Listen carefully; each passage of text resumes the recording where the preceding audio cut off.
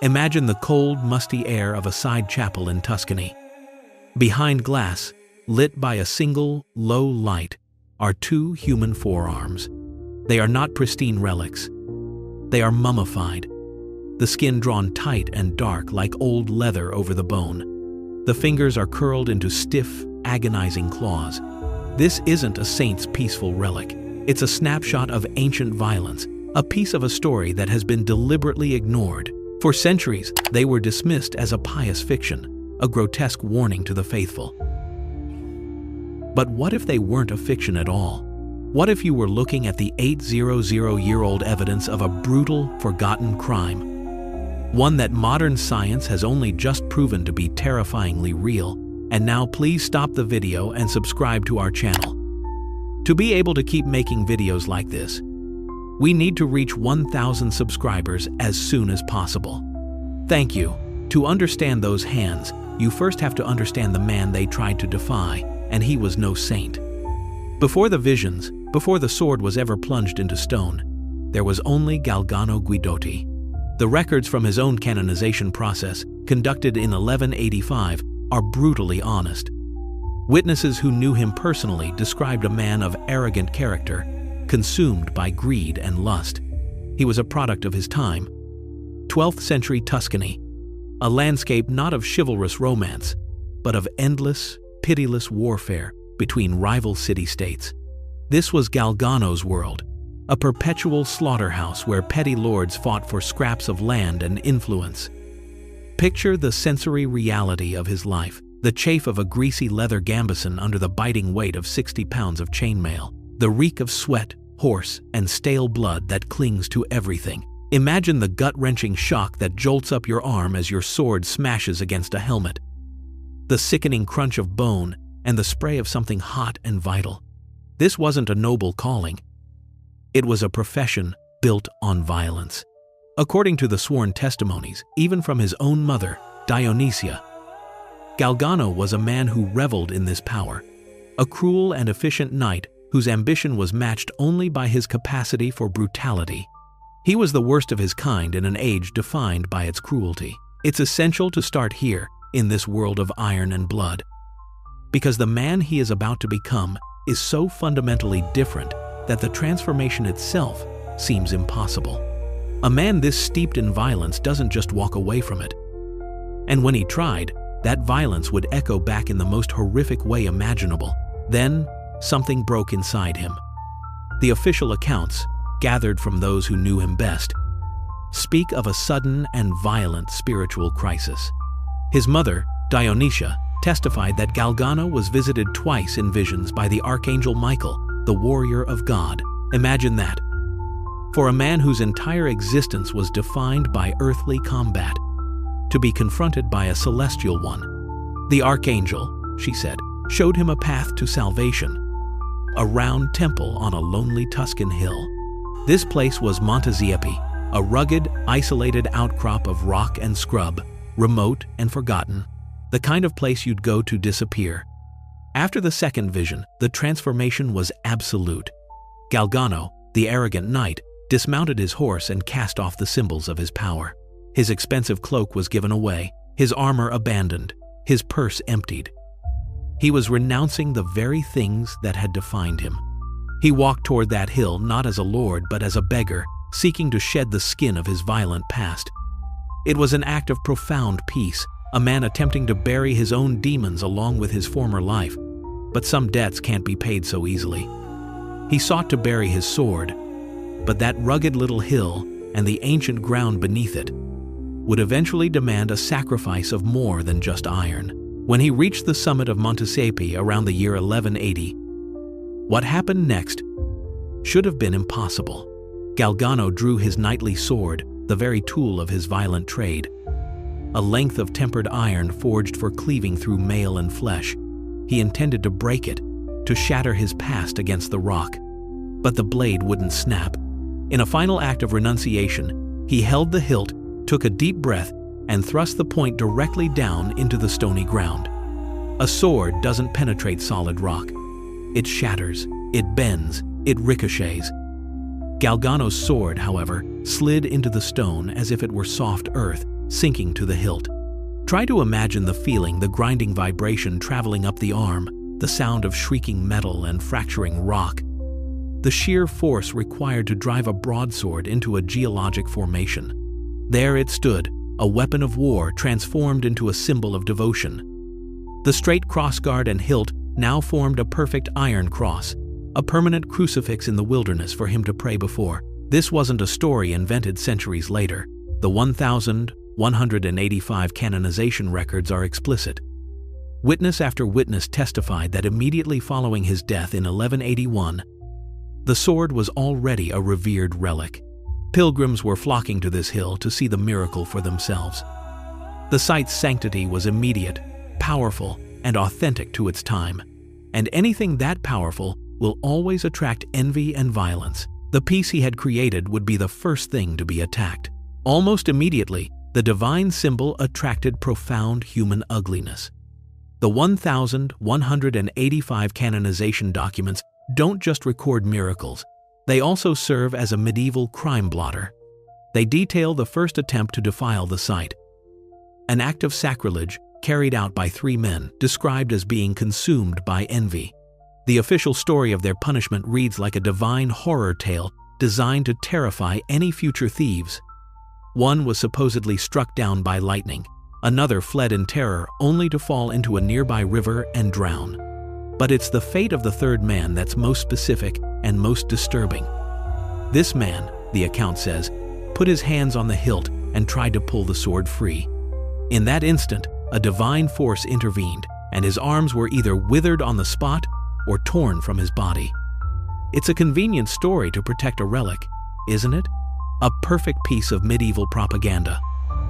A man tries to steal a holy object, and God himself rips his arms off. It's so fantastically brutal that it feels like a legend. A pious fiction designed to ensure no one else would ever dare touch the sword. But what if it's not a story? What if it's a sanitized report of a real event? What if someone or something was there on that hill to violently enforce its sanctity, and the church simply labeled it a miracle to cover up the bloody truth? That divine horror story worked. Perhaps a little too well. For the next 800 years, the story of the severed arms became so mythologized that it fueled a deep sense of cynicism. The legend was too perfect, too unbelievable. So, a new theory took hold, one that dismissed not just the miracle of the punishment, but the miracle of the sword itself. It had to be a fake, a clever trick by Cistercian monks eager for pilgrim donations. Perhaps it was 2 pieces of metal slid into the rock from either side, or a hilt attached to a small stub of a blade. For centuries, this was the accepted, rational explanation. The sword was a pious fraud, and the story of the divine retribution was just a tale to scare off the curious. This lie was believed by almost everyone until the 1,960 seconds, when a vandal decided to test the theory. In a crude act of desecration, someone took a heavy object and struck the sword, trying to pry it loose.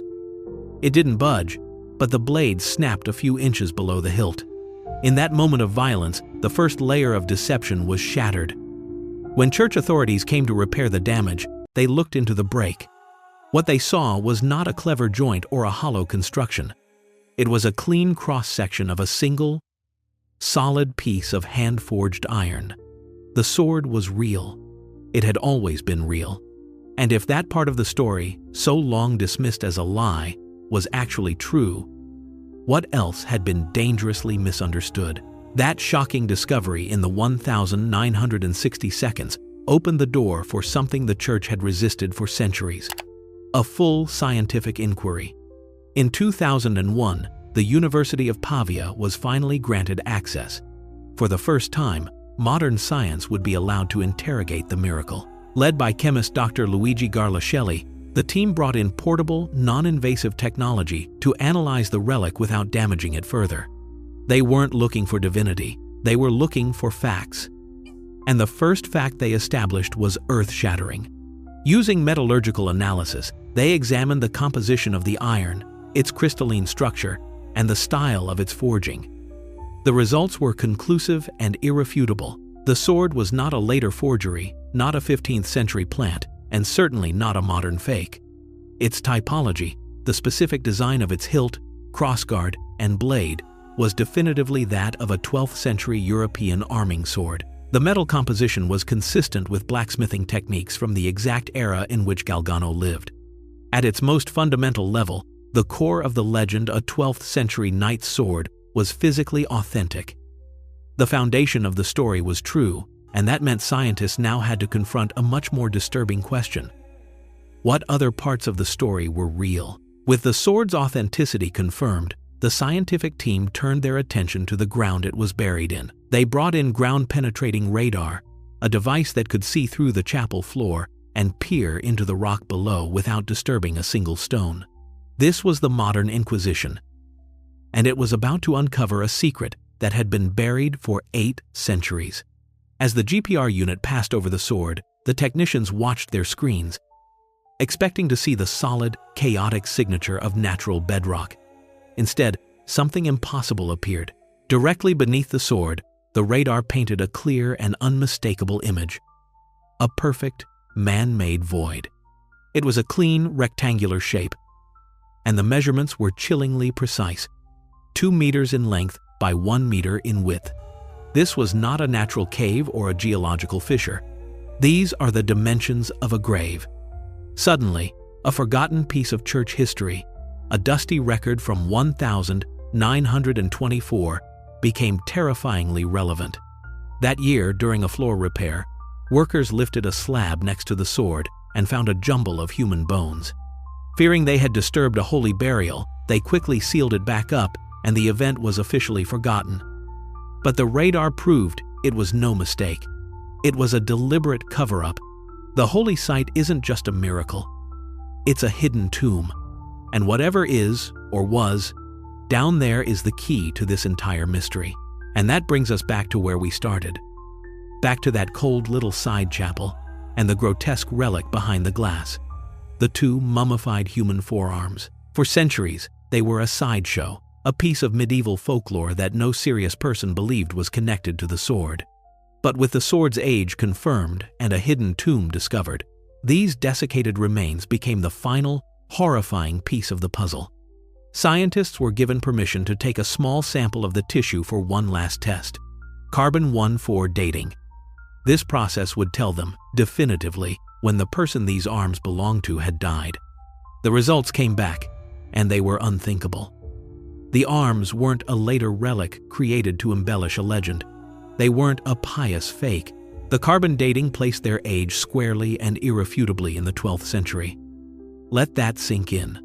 The arms date to the exact same period that Galgano Guidotti lived and died. The Impossible, a fairy tale horror story. Written down in 1185, the official church document detailing a divine punishment where a man's arms were withered or torn from his body for touching the sword is now supported by date-matched, physical, human remains. The legend is not a legend. It's a witness statement. The grotesque relic in the chapel is not a warning. It is the evidence of the crime itself. The 800-year-old remains of the man who learned firsthand what protected the sword on that hill. So, we must re-examine the entire story. This was never just a simple tale of a knight laying down his sword for a life of peace. Modern science has peeled back the layers of pious myth and revealed a much darker, more violent truth. The miracle and the crime scene are the same place. The act of faith and an act of brutal retribution happened on the same spot, at the same time. This forces us to ask an uncomfortable question. How did the official narrative become so clean? The church preserved the story of the sword, the symbol of peace, but they sealed the tomb, hid the bones, and allowed the physical evidence of the punishment, the arms of the executed thief, to become a detached, unbelievable piece of folklore. Was this a deliberate campaign to sanitize their new saint? To present a simple miracle of faith while methodically burying the evidence of the savage violence used to protect it? The sanitized story attracted pilgrims and donations. A story about a hidden grave and a gruesome execution would not. We are left with a choice. Do we see a sword of peace, or do we see a stone that serves as both a cross and a gravestone? a monument to a faith so fierce it left severed arms as its first testament.